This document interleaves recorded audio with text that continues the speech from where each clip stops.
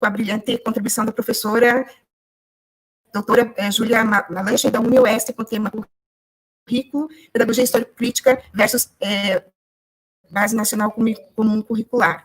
Agora, sem mais delongas, a gente passa, então, a palavra para a Claudineia. A Claudineia é representante da Secretaria de Educação, que é uma entidade filiada ao Fórum Municipal de Defesa da Escola Pública, e ela fará, então, o primeiro bloco de questões para a professora.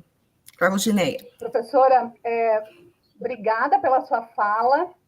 Foi, assim, muito produtivo, muito interessante. Trouxe luz para a gente, né, que está debatendo já há mais de um ano a reorganização da nossa diretriz curricular, né, na parte principalmente do currículo, por conta da tentativa de adequação, né, à lei da BNCC. Então, é uma complicação, né, porque, assim, a gente que defende a pedagogia histórico-crítica precisa tomar muito cuidado no que a gente vai aceitar ou não, né, da proposta, né, dessa proposta, como você deixou muito claro, né, muito explícito na sua fala, que é uma proposta elitizadora, uma proposta bem neoliberal, bem diferente de toda a luta que a gente fez durante anos na defesa, né, de uma concepção que considerasse, né, a história, as relações sociais e tudo mais. A gente tem vários blocos de perguntas. Bombou, professora, a live, enquanto você falava, o pessoal, né, foi mandando vários questionamentos. Então, a gente montou 4 blocos. Vamos ver se vai dar tempo da gente falar sobre todos eles. O primeiro bloco, eu dei um título assim, né? A gente vai tentar trabalhar um pouquinho da pedagogia histórico-crítica versus a Base Nacional Comum Curricular. Então, são perguntas voltadas mais ou menos para essa temática. A gente tentou montar blocos assim de questões. Então, a gente teve perguntas aqui do professor Gilmar. Ele diz assim: então, diria que a BNCC e a pedagogia histórico-crítica são antagônicas? Nessa mesma vibe, a Ana Lúcia questionou qual é a diferença entre informação e conhecimento e a sua importância na formação humana, né? Então, a gente tem informação, tem conhecimento. Existe diferença? Qual que é essa diferença e qual é a importância na formação, né, da gente, né, do ser humano? A Maria Helena Silva questionou, né, como ir para além das aparências propostas pela Base Nacional Comum Curricular, sob a chancela do Estado. Como que a gente pode, eu sempre digo, como que a gente vai conseguir subverter essa ordem? A Andrea Voronkoff questionou, né, ao seu ver, professora, é possível a implantação de uma Base Nacional Comum Curricular num país continental como é o Brasil? Como que fica a autonomia das escolas e a sua proposta político-pedagógica? E a Verielle, para terminar, né, esse bloco que fala ali da questão curricular, a seu ver, professora, ela diz o seguinte: a pedagogia histórico-crítica, ela defende um sistema de educação que contemple os conhecimentos da arte, da ciência, filosofia, nas suas formas mais elaboradas. É possível ter um currículo único que atenda a nossos interesses? E a Cimeri Calistro, ela não é nenhuma pergunta, é uma constatação, né? Currículo único representa controle. Então, né, com essas indagações, né, com essas provocações, professora, a gente te passa a palavra para ver se você consegue dar uma resposta.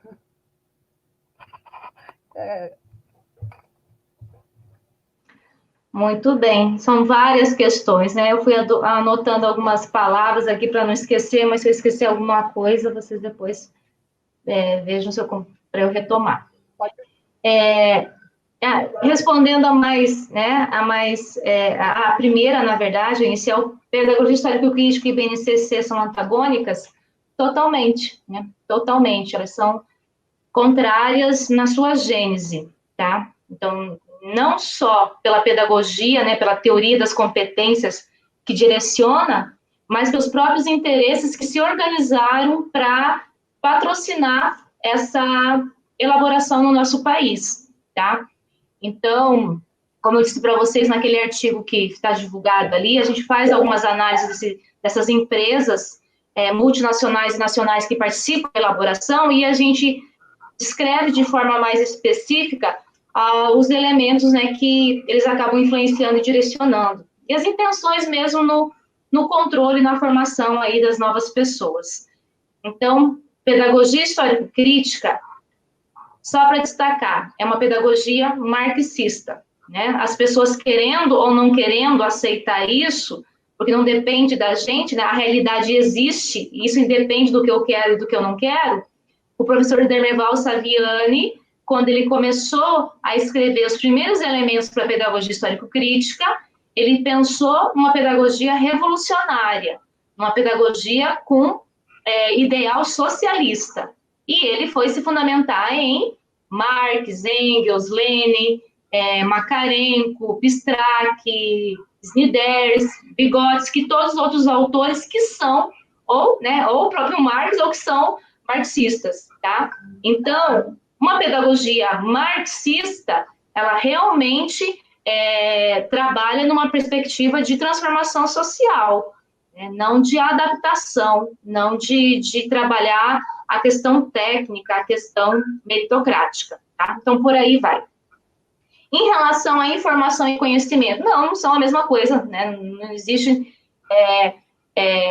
conhecimento, quer dizer, informações são questões mais rápidas, né, mais imediatas, que você acessa vendo um jornal, lendo uma revista, lendo um filme, mas compreender todas as relações que envolvem e fundamentam a existência daquilo é conhecimento, tá? Então, o conhecimento, ele é sempre muito mais amplo, mais complexo. Eu, às vezes, dou alguns exemplos, assim, nos cursos, acho que devo ter dado o ano passado, quando eu fui aí, que informação, para mim, seria aquela coisa mais rápida, né, mais imediata. E o conhecimento é aquilo que exige você realmente aprofundar, entender e observar todas as relações que tem. Mas, um exemplo de um conhecimento lá na escola. Quando a gente trabalha com as crianças, sistema solar ou medidas de tempo, se a gente coloca para eles só o calendário anual, só lá, né, mês de janeiro, fevereiro, dezembro, eu estou trabalhando um resultado, algo que já foi, né, basicamente uma informação, algo simples, né? Agora, se você for trabalhar solidamente de onde vem toda a fundamentação para você entender como que se forma um dia, como que se forma um mês, né? Como que se forma um ano, e que vai envolver você entender movimento da Terra, movimento da Lua, todo esse movimento ao redor do Sol, quer dizer, você está indo para além de uma informação, para além do imediato, para além daquilo que o indivíduo consegue entender ali olhando para um calendário, né? Então, por aí a gente entender a diferença entre informação e conhecimento, né? Também, não só isso, mas para dar um exemplo para vocês. E, para finalizar essa questão, existe um discurso falacioso há muito tempo, né? Nossa sociedade, até tem um livro do professor Milton, Sociedade da... Estou olhando aqui porque a minha prateleira fica para cima.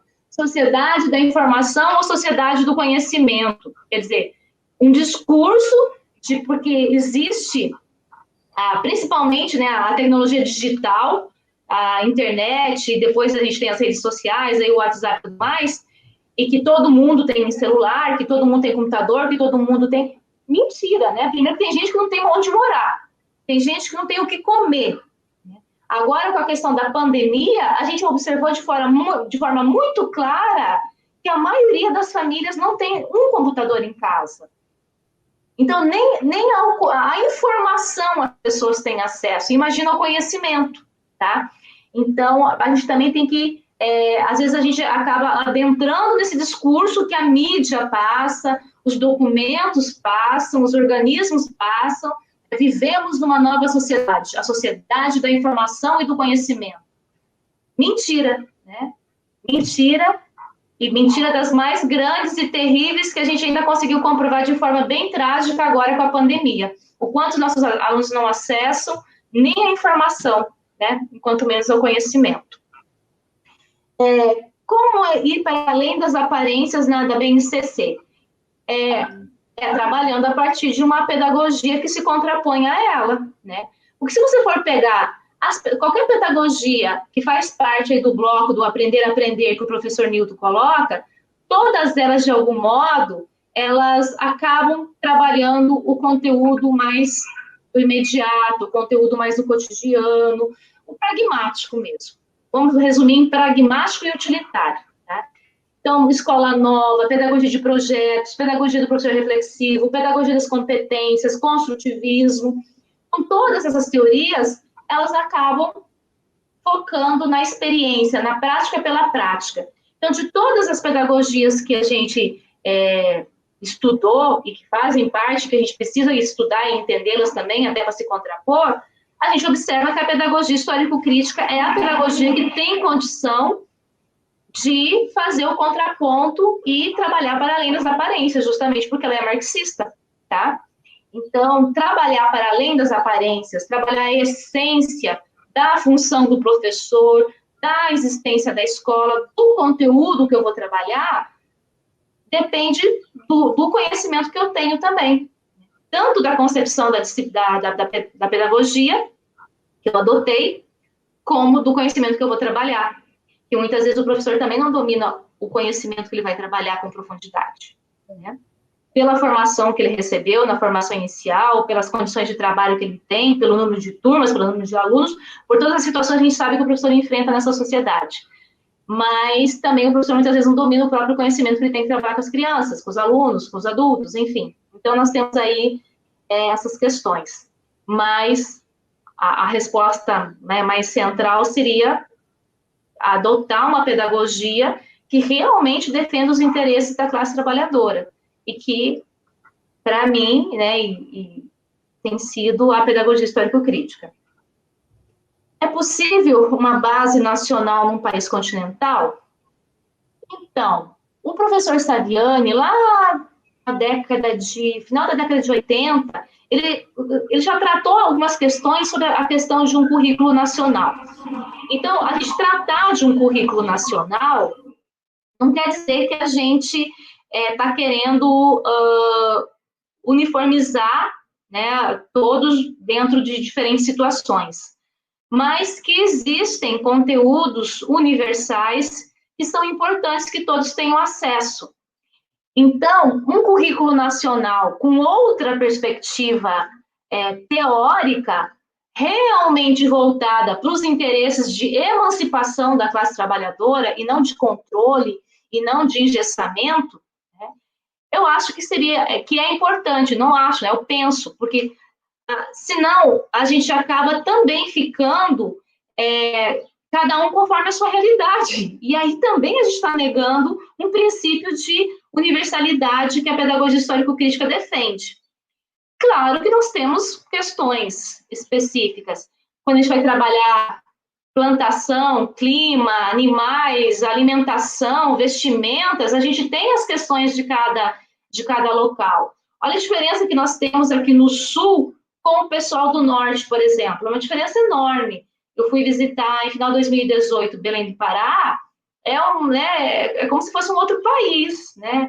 Alimentação, vestimenta, tipo de frutas, tipo de verduras, tudo, né? Então, o clima totalmente diferente. Então, assim, existe espaço dentro de um currículo nacional para as questões específicas, mas resguardando aquilo que é importante que todos dominem. Mas aí, em termos de concepção, por que todos precisam dominar? Porque isso faz parte da produção da humanidade, e é importante que todos dominem. Porque não fomos nós que o Marx não é brasileiro, então eu não vou estudar Marx. Não é isso, é uma questão universal. Não fomos nós que criamos a eletricidade, então não vamos usar ou não vamos estudar. Então, é uma questão de o que é universal, o que é importante que todos dominem e aí, naquilo que lhe cabe, nas mediações que lhe cabe, e fazendo as relações com as questões específicas. Mas isso tem muito a ver com a concepção teórica, tá? Então, currículo único é uma questão de... Então, eu já acabo respondendo isso, dessa questão, né? É controle conforme a concepção teórica que ele traz, né? Porque também, se ficar, como eu falei, né, de forma contraditória, ou cada município, ou cada estado, construindo o seu currículo só com as suas questões daquele município ou daquele estado, também a gente deixa de atingir algumas questões universais que todo ser humano tem que dominar, né? Tem que conhecer, e aí fazer as suas análises e as suas concordâncias ou não, tá? Então, a questão de um currículo nacional não é desconsiderado pela pedagogia histórico-crítica, mas aí é claro que se entende que dentro de uma sociedade capitalista, qualquer currículo nacional que se propõe não vai se propor a partir de uma pedagogia marxista, né? Então, qualquer currículo nacional que se propõe dentro dessa sociedade vai ser com uma pedagogia que atenda os interesses da burguesia. Então, daí, a esse currículo a gente é contrário, esse currículo nacional a gente é contrário. O direito à educação, o direito ao ensino, né, ao conhecimento, é direito de todos, né, professor? Exatamente. A gente defende um currículo que seja... que todos tenham o direito de receber, né? Obrigada. Exatamente. Tem outra sessão de perguntas? Como que é? Tá. Sim. Nós é que agradecemos, Claudineia. Então, agora a gente convida a professora Lisiane Ribas, que também faz parte do Conselho Municipal de Educação, para fazer o segundo bloco de questões. Boa tarde a todos. Um imenso prazer tê-la, professora Júlia Malantes, aqui com a gente. Foi uma ótima fala. Então, eu vou trazer algumas perguntas relacionadas às ações da sociedade. A primeira pergunta é do José Arturo, que ele fala: em que deu errado barrarmos essas mudanças na BNCC daninhas a todos nós? Aí o professor Gilmar, ele pergunta como você vê as parcerias das empresas privadas com as escolas públicas, como em atividades em contraturno. As crianças e as famílias gostam e o município os beneficia? A Andréa Voronkoff, ela comenta sobre a organização curricular do nosso município, que se diz que é sobre a PHC. Ela transpõe o entendimento de que seriam os conteúdos para objetos de conhecimento e critérios de avaliação, para os objetivos de aprendiz. Então, é possível realizar essa transposição? E a Sueli Ferreira, ela comenta que a BNCC está aí, como base do currículo. Então, como trabalhar esse currículo na perspectiva da PHC? Ela entende as discrepâncias que existem, mas existe alguma forma de realizar essa junção? Para ficar mais fácil, professora Júlia, no nosso chat privado, eu coloquei as perguntas, caso você precise. Então, seria isso. Acho que está com o áudio desligado. Eu falei que vou precisar porque eu me perdi nas anotações aqui, mas eu encontrei aqui.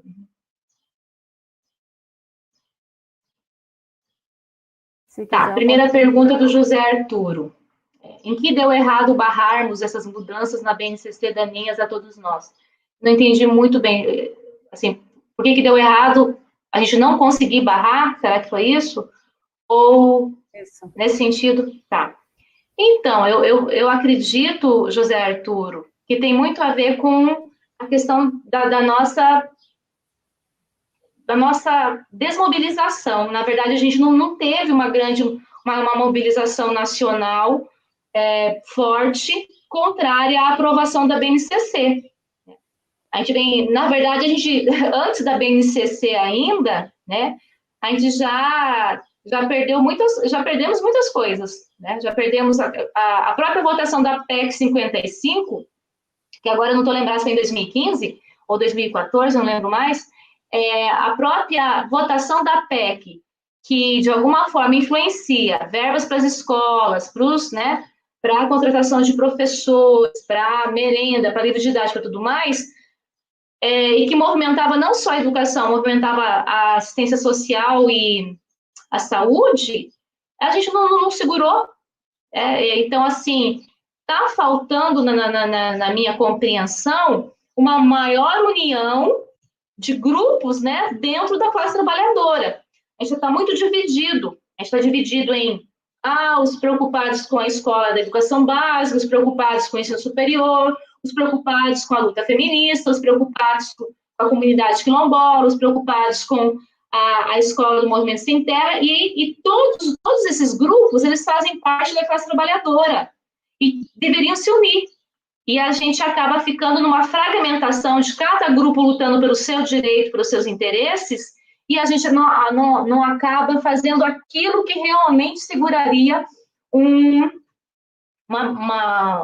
votação como foi a PEC 55, como foi a reforma trabalhista. Gente, o que foi a reforma da Previdência? Que a gente não teve basicamente quase nada de movimentação também, e que atinge todos nós que estamos na ativa e os novos que vão começar a trabalhar.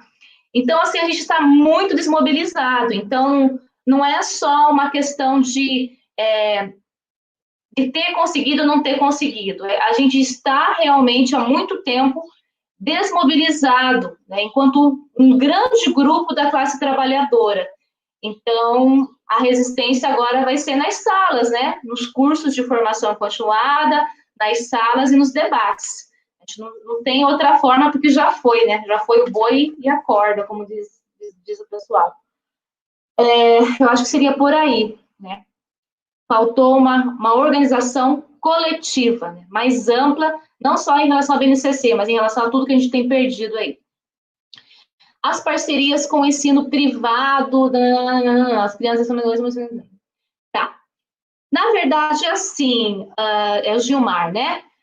Gilmar, toda ação que vem do sistema privado para o sistema público, ele vem com uma característica de benfeitor. A gente tem que ler nas entrelinhas o que isso pode ou não pode, em algum momento, nos atingir enquanto escola pública, enquanto professor. Vamos pensar nos amigos da escola. Lembra daquele projeto Amigos da Escola, né? Na época da Rede Globo lançou e tudo mais? Quer dizer, todo mundo pode contribuir, todo mundo pode fazer a sua parte. Quer dizer, existe uma interpretação disso por detrás. Quer dizer, todo mundo pode invadir a escola, né? Pode fazer papel do professor, então não precisamos contratar tantos professores a mais, porque tem os amigos da escola que vão desenvolver projetos lá, ou vão trabalhar lá. Não precisamos de professores assim tão formados, porque, na verdade, qualquer um pode ser amigo da escola, qualquer um pode ensinar, tá? E também não precisamos até de formação pedagógica, porque existe uma diferença entre, por exemplo, uma enfermeira e dar uma palestra e tratar a questão do conteúdo específico, que ela domina, muitas vezes mais do que eu, e a questão metodológica, que sou eu, professora, que vou fazer as mediações depois, né? Então, um palestrante somente indo fazer uma participação na escola ou fazer uma atividade na escola, ele não tem toda a formação que eu, professor, tive, ou que eu, professor, tenho, tá? Então, existe alguns melindres que a gente tem que estar atento em termos de projetos que são ofertados ou, né, patrocinados por iniciativas privadas. No caso está colocando algumas atividades no contraturno, num primeiro momento, parece positivo, né? As crianças estão sendo beneficiadas, né? Só que isso vai desresponsabilizando o Estado. Quando estou falando do Estado aqui, é o poder público. Então, toda vez que algum sistema privado oferece alguma coisa dentro do sistema público, ele está tirando a responsabilidade do sistema público. Tá? E ofertar bom ensino, material, segurança e uma educação no sentido unilateral, numa escola pública, é responsabilidade do setor público. Ele não pode transferir essa responsabilidade para o setor privado, porque isso também vai ter consequências. Tá? Cada vez mais o setor público vai se desresponsabilizando daquilo que lhe cabe. Tá? Mas isso não é uma coisa que começou agora, né, Gilmar? É uma coisa de muito tempo. O professor Zaviani já vai colocando, né, essa mão invisível, né, do setor privado via essa articulação, então, dentro de projetos, dentro de programas, dentro de financiamentos, ou via outros aspectos mesmo. Estou falando aí de desresponsabilizar, né, o setor público por aquilo que é responsabilidade dele. A questão de que não tem verba, a gente sabe que é falaciosa, porque sempre tem verba, sempre, né, se a gente fosse diminuir desvios que existem, corrupção que existe, altas licitações que estão feitas, cargos de confiança, né, com grandes salários, teria muito dinheiro para se investir na educação, na saúde, né? É o nosso dinheiro, os impostos nos cobram até para respirar e tá onde? Então, dinheiro, né, financiamento teria no setor público, mas é uma forma de ir se desresponsabilizando mesmo. Uma outra forma, dando um outro exemplo, uma outra forma que a gente observa de entrada do sistema público no setor privado é a própria educação à distância, não só agora, mas já anteriormente.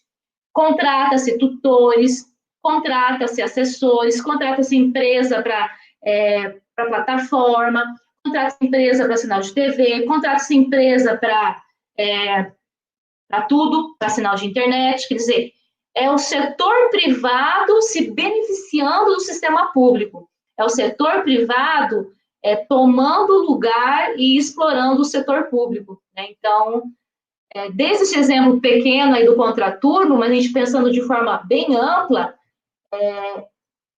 nunca é por bondade do setor privado que ele está fazendo isso, tá? A gente tem que pegar muitas vezes o projeto e analisar e com profundidade até para entender essas relações, tá? A 3, a organização cultural do nosso município que se diz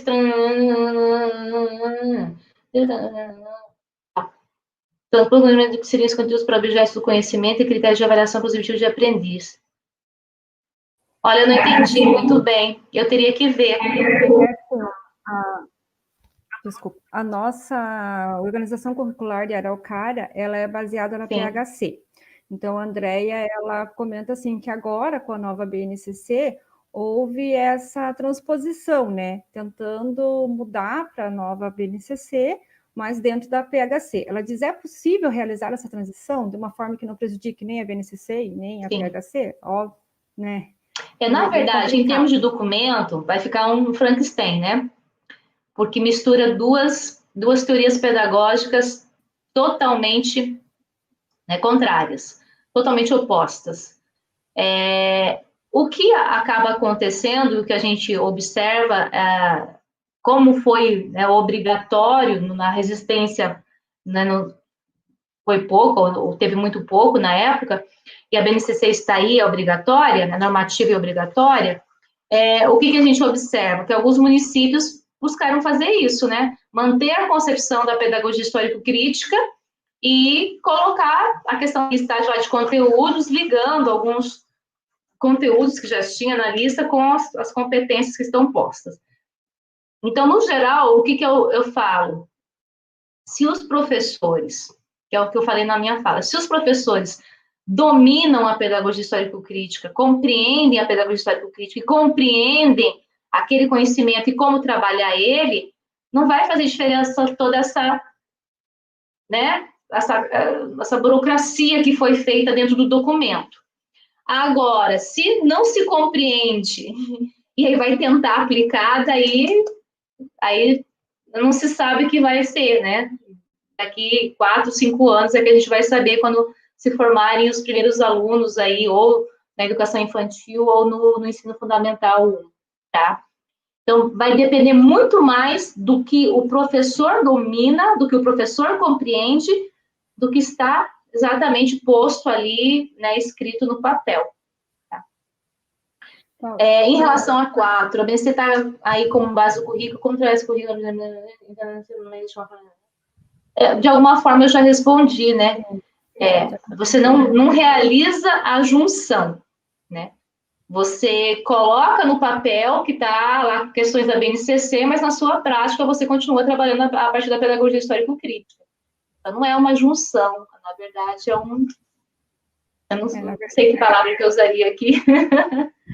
Então, a gente vê que a BNCC ela veio como um pacote, né, com a ilusão de melhorias, mas, na verdade, ela veio para o desmonte da educação.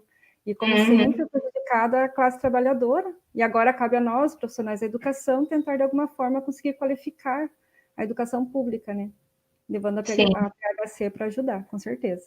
Vou passar agora para a Claudineia, para a Ana, para fazer o bloco 3. Obrigada. Nada.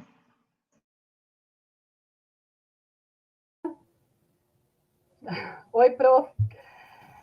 Então, no bloco 3, a gente vai falar um pouquinho sobre os órgãos do sistema de ensino e a pedagogia histórico-crítica. Só um minuto. Como o meu áudio está tendo problema, então eu estou procurando falar o mínimo possível. Já passo a palavra, então, para a Claudineia, certo? Obrigada. Certo, obrigada, Ana. Então, professor, o bloco 3, ele vai falar, vai tratar, então, dos órgãos do sistema de ensino e a pedagogia histórico-crítica. Então, a primeira questão é da Andréia Voronkoff, também vou colocar aqui no chat interno para ajudar.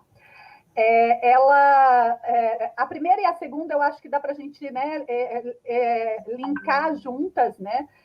Qual a sua opinião sobre essa nova configuração do Conselho Nacional de Educação, com esses novos conselheiros indicados por esse desgoverno, né? E, nesse sentido, qual é a autonomia dos conselhos municipais de educação? Que autonomia que os conselhos eles têm frente a essa proposta, né, a essa postura do Conselho Nacional de Educação?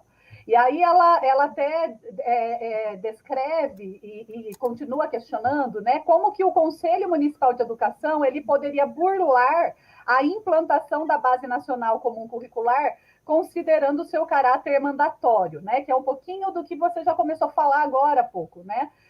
Veio meio que pronto e sendo obrigado, né? E a Ana Lúcia Ribeiro dos Santos, ela questiona qual é o papel na Secretaria Municipal de Educação e nos Conselhos Municipais de Educação dos professores que têm clareza de que pertencem à classe trabalhadora e que querem contribuir na formação no sentido da emancipação humana. E, por fim, né, a Maria Helena Silva questiona a questão das metodologias ativas, se elas são formas de esvaziamento do trabalho do professor.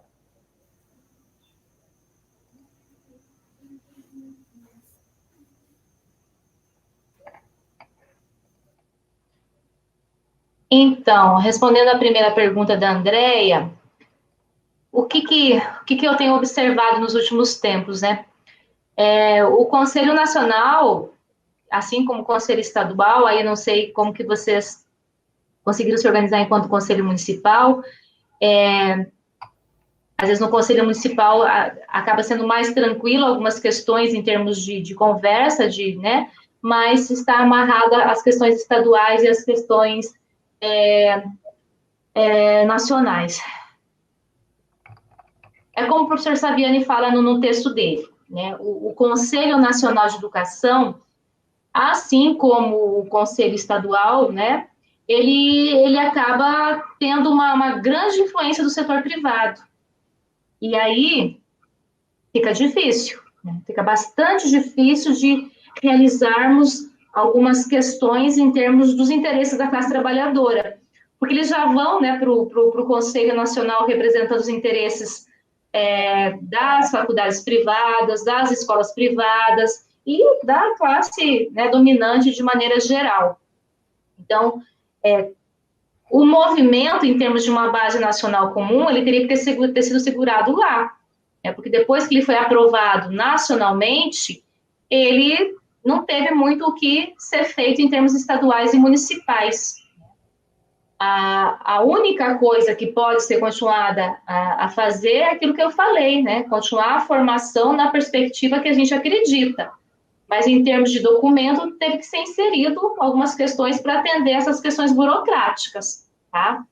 Mas, assim, a organização do Conselho Nacional de Educação tem a professora Márcia Guiar, eu não lembro se tem mais alguma coisa antes de Márcia, mas, enfim, ela era presidente do Conselho Nacional de Educação, ela e mais uma, acho que foram as únicas que votaram contra essa forma de BNCC, o restante votou todo a favor. Quer dizer, ela tem uma entrevista que ela dá e depois tem alguns textos que ela produz, porque ela é professora, agora não lembro se é de uma universidade lá do Nordeste, colocando dos embates que elas fizeram e que elas não conseguiram avançar porque existe uma cooptação, né? Então, o setor privado faz parte do Conselho Nacional, muitas vezes eles conseguem a presidência, e aí se articula com o governo, que também já representa, né, a burguesia, o ministro da Educação também. Então, no final, o Conselho ele acaba fazendo o que a classe dominante quer.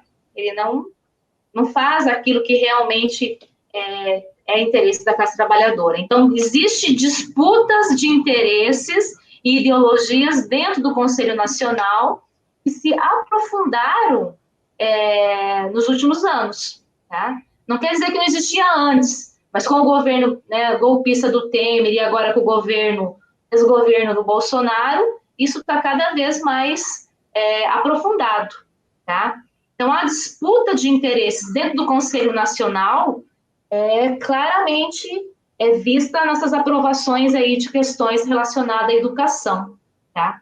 E agora, em relação à pandemia mesmo, a gente observa, né, o Conselho Nacional de Educação, gente, ele teria autonomia para isso, né? Ele é o Conselho Nacional de Educação, ele teria a autonomia de forma responsável de direcionar, orientar os municípios e estados a cancelar esse ano letivo. Tá? Não tratar esse ano como um ano letivo, trata como um ano de reposição, de atividades, de recuperação de conteúdos que sempre precisam ser retomados, até para o professor e aluno não perder contato, mas não essa coisa, essa sangria desatada, que a gente tem que seguir os mesmos conteúdos, que tem que seguir os mesmos bimestres, tem que seguir as mesmas avaliações, e esse aluno não está tendo aula na escola, e nem pode. É risco para ele, para a família e para os professores. Então, o Conselho Nacional não se manifestou, não se posicionou em relação a isso, e isso já demonstra de que lado que ele está. Então, esperar do Conselho Nacional de Educação e do Conselho Estadual de Educação, que acabou reproduzindo muitas coisas, alguma posição, né, diferente do que a classe dominante planeja, ser um pouco ingênuo. A gente não pode ser ingênuo, não, porque mesmo os conselhos, então, estão com grandes representantes da iniciativa privada, tá? Em relação à pergunta 2, tem a ver com aquilo que eu falei também já, né? Qual que é o papel da SMED e do Conselho Municipal, que tem, né, esse compromisso, essa responsabilidade, essa compreensão? Promover a formação, não parar de trabalhar com formação a partir da pedagogia histórico-crítica, da pedagogia contra-hegemônica. Não existe, né? Porque é ela que nos movimenta ainda enquanto debate crítico, pensamento crítico, posicionamento crítico. Eu vi um professor falando, eu já fui ameaçado por pai bolsonarista, mas é isso. É ameaça, muitas vezes física, a ameaça, muitas vezes moral, o assédio moral que pessoas negacionistas e obscurantistas fazem é pesado. Tem gente com problemas emocionais, psicológicos, das ameaças, das perseguições que sofrem. Então, realmente, a gente não pode fazer esse enfrentamento sozinho, é um enfrentamento coletivo.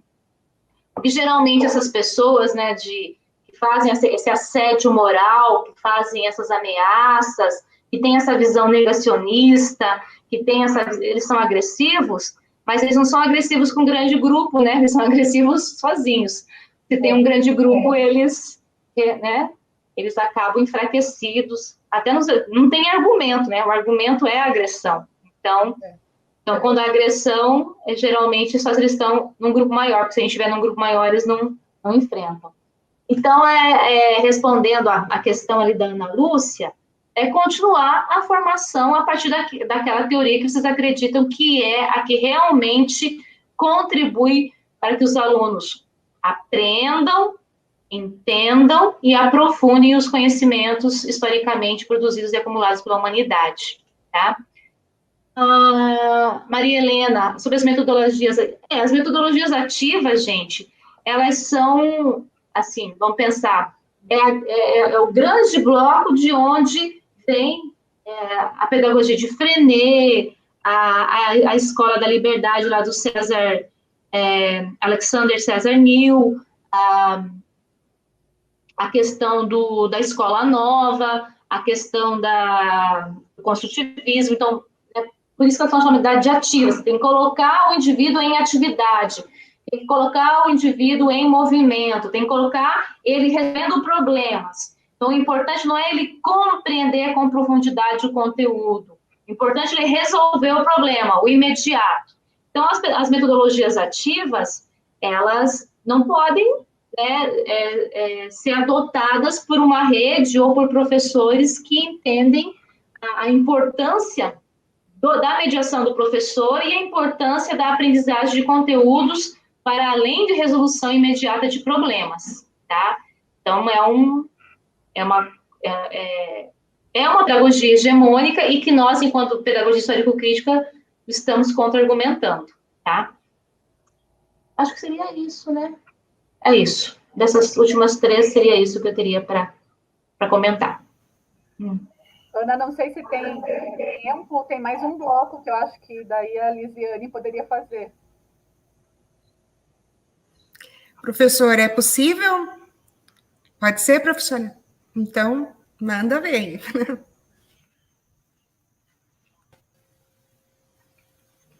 Então, vamos lá.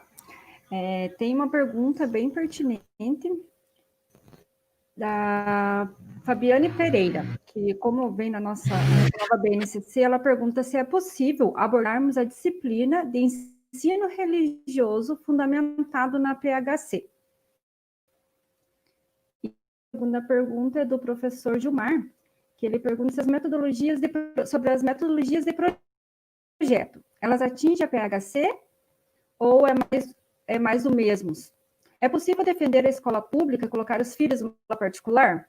Se eu defendo e não uso, não seria contraditório? Se quiser responder essas duas, aí se sobrar tempo, a gente faz mais duas.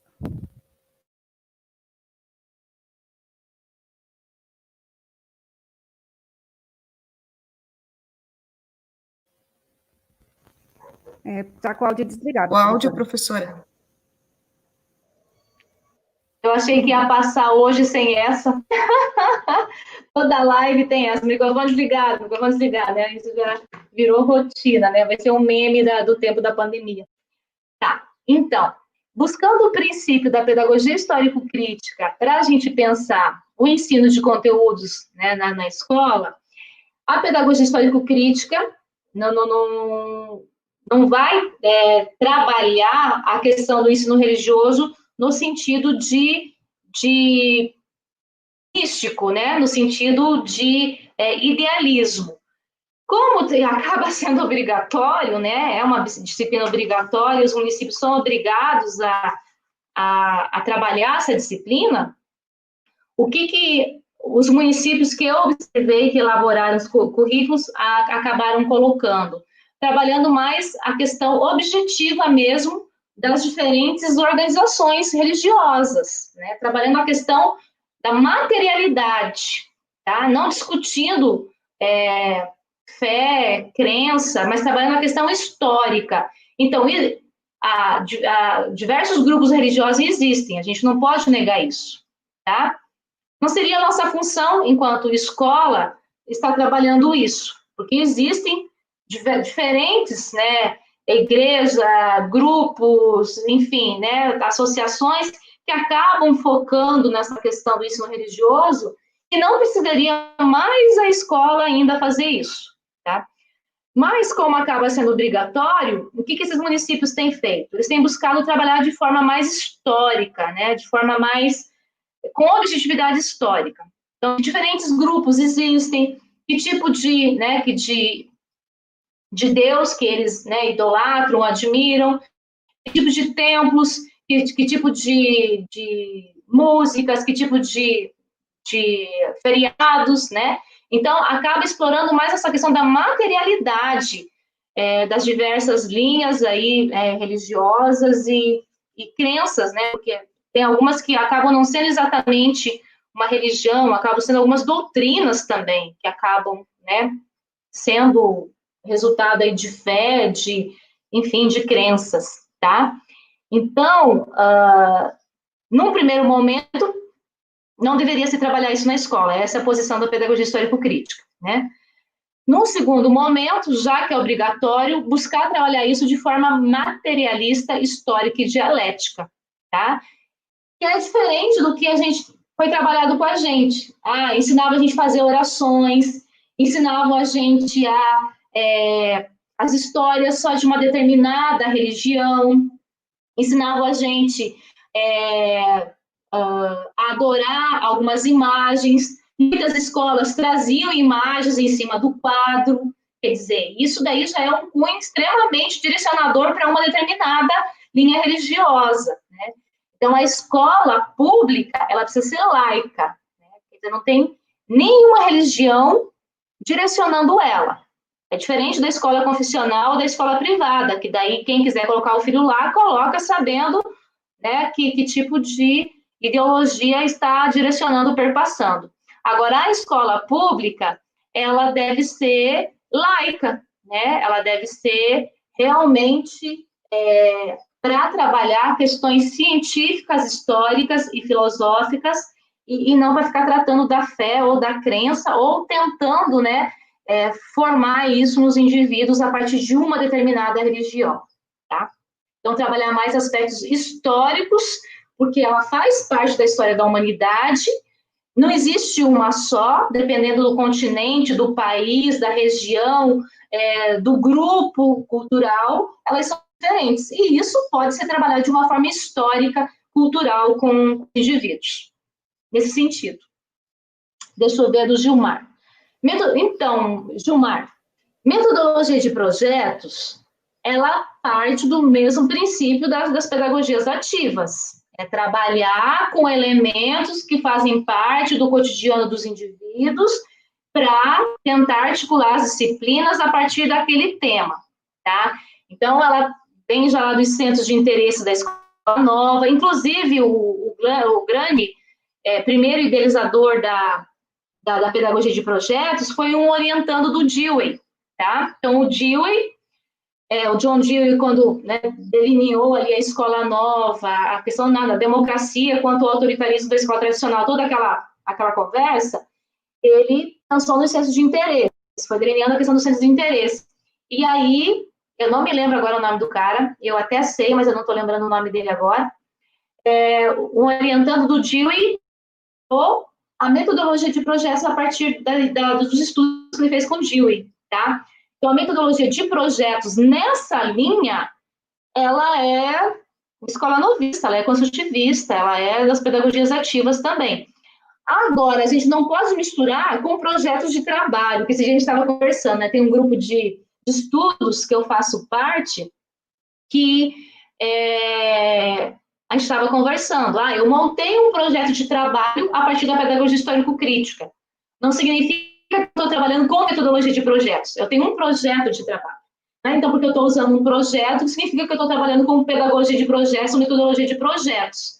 Então, tem a ver com a maneira que eu organizo isso. Muitas vezes, como eu falo, a pedagogia histórico-crítica, ela não trabalha com a perspectiva interdisciplinar, né? Porque ela entende que cada disciplina tem um objeto específico e ela é importante, entendida, para você conseguir fazer as articulações com as outras disciplinas. Mas ela também não coloca, ela é dialética, a gente tem que entender o que é dialética, tá? Então, dialética significa que naquilo que é possível articular, você vai articular o conteúdo. Aquilo que não é possível, você não vai forçar a barra, né? Então, eu estou trabalhando lá, medidas de tempo na matemática, é perfeitamente possível articular com o sistema solar, movimento lá de rotação, revolução e translação das ciências naturais. É perfeitamente possível você trabalhar com os pontos cardeais e colaterais da geografia e a localização, e tantas outras coisas, mas tem a ver o conteúdo dessas disciplinas com essa mesma, né, questão. Não é eu pegar lá a borboleta e tentar forçar o trabalho com borboleta em todas as disciplinas, tá? Então, mais ou menos por aí é a diferença em você ter um projeto de trabalho, articulando algumas disciplinas a partir da pedagogia histórico-crítica, quando é possível, do que você trabalhar partindo da pedagogia ou da metodologia de projetos, que o princípio é trabalhar com o conteúdo, a partir dos interesses dos alunos, e aí tentar articular todas as disciplinas. É uma outra questão. Em relação à escola, quem defende a escola pública, colocar os filhos na escola particular, aí tem uma questão de compreensão não dialética, Gilmar. A gente tem que trabalhar um pouquinho isso. Porque se eu defendo a escola particular, desculpa, se eu defendesse a escola particular e eu colocasse meu filho lá, aí e estivesse na escola pública, que seria contraditório, né? Agora, eu trabalho na escola pública, ou eu defendo a escola pública e coloco o filho na escola particular, devido às condições que, às vezes, eu tenho e o filho tem, de acessar um conhecimento nesse momento que a escola pública, devido aos ataques que recebe, nem sempre consegue proporcionar para os nossos filhos, né? Então, é uma questão de você pensar, você quer que a classe trabalhadora acesse um conhecimento mais elaborado. Eu sou classe trabalhadora. E se o meu filho, nesse momento histórico, nas escolas que estão próximas, não consegue acessar esse conhecimento mais elaborado, eu vou deixar ele sem acesso e não vou colocar ele numa escola que ofereça? Então, a gente tem que pensar nisso. Então, eu, por exemplo, eu fiz toda a minha formação na escola pública.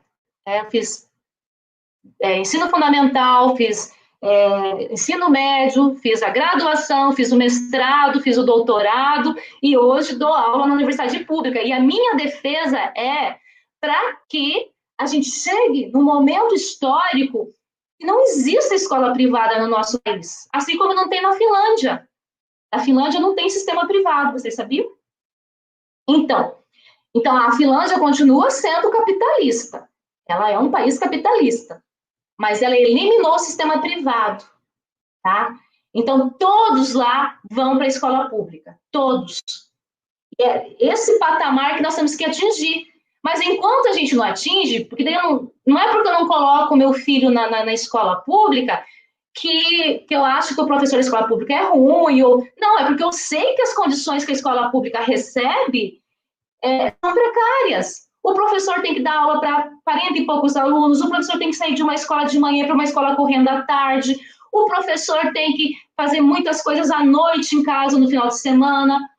O salário do professor, muitas vezes, não é coerente com tudo aquilo que ele faz. Então, as condições da escola pública ainda não são ideais para que todos possam acessar nela os conteúdos com qualidade, tá? Então, a defesa de uma escola única, de uma escola pública, laica e gratuita, ela perpassa quem tem esse compromisso, quem tem esse interesse, né? Quem tem essa compreensão. Os filhos estudando na escola pública ou não, tá? A questão é de luta, de interesse, que em algum momento histórico a gente consiga atingir o patamar de uma escola única, só um sistema público, eliminar o sistema privado do nosso país. Se a gente eliminasse o sistema de educação privado do nosso país, gente, a gente já conseguiria dar um grande passo. Porque o que o sistema privado explora, usa e usufrui do sistema público é terrível.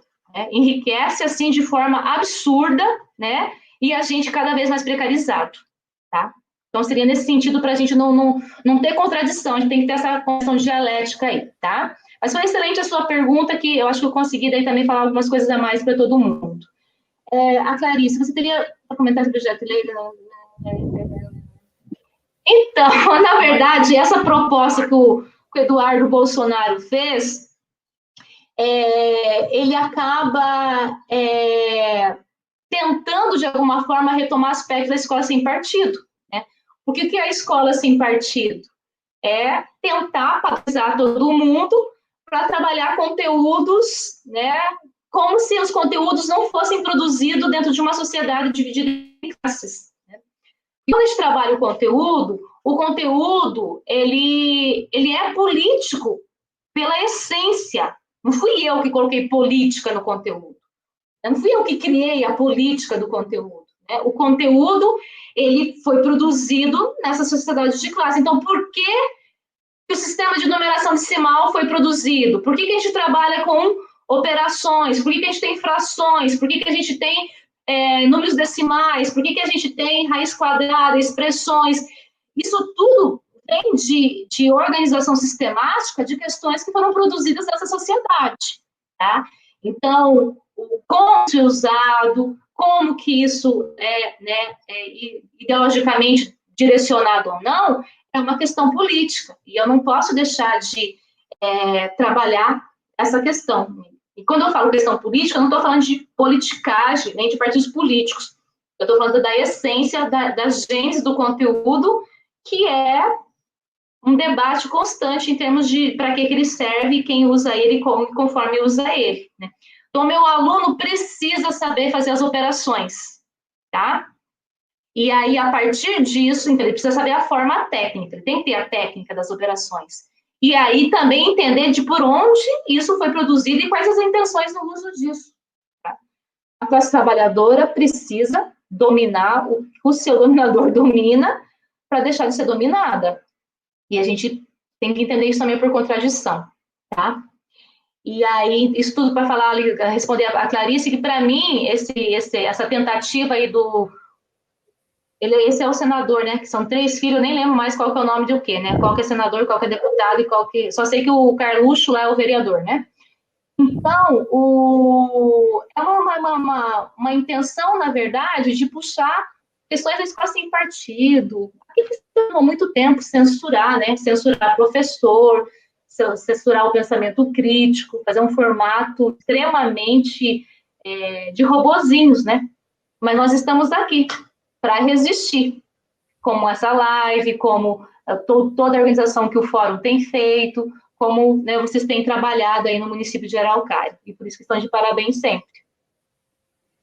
Então, eu gostaria de pedir desculpa, porque tivemos muitas perguntas e não pudemos contemplar todas, porque estamos com o nosso tempo estourado também, mas foi excelente o debate, muito bom mesmo. Gostaria de agradecer a professora Júlia, aos organizadores do fórum por essa oportunidade. Vou passar para a Ana para se despedir. Muito obrigada.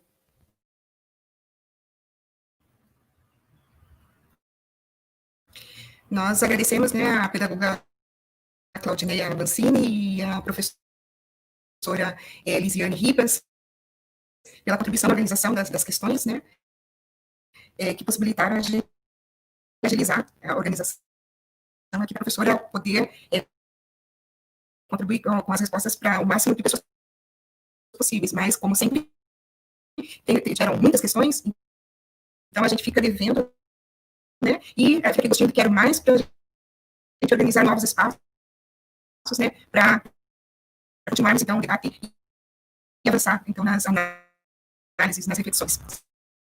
Certo? Só antes de passar para a professora fazer a sua despedida, né, suas considerações finais, agradecer também a professora, né, pela contribuição sempre brilhante, né, e lembrar que, para quem participou de todas as falas da programação que nós tivemos aí, extensa, né, da 22ª sessão do Fórum, vai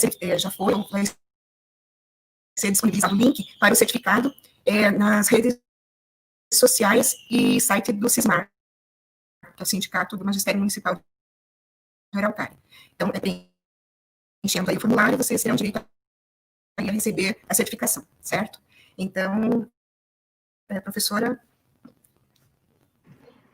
Tá joia, Ana, Lúcia. Bem, eu só quero agradecer, né, a gente está com o tempinho estourado aí, é cansativo, né, mais de 2 horas em frente ao computador e assistindo e ouvindo, então eu só quero agradecer mais uma vez o convite do Fórum Municipal de Araucária, a Ana Lúcia e a Elisiane, que fizeram a mediação, a Veriere que fez o contato, agradecer as pessoas que ficaram aqui assistindo, que enviaram as perguntas, concordando, às vezes discordando, mas o importante é que tenha o debate, é isso que a gente defende, que exista o debate, que a gente possa debater diferenças de ideias, a gente não quer padronizar ninguém, não quer que ninguém pense como a gente quer chegar cada vez mais perto do saber objetivo, né, daquilo que explica melhor a realidade, né?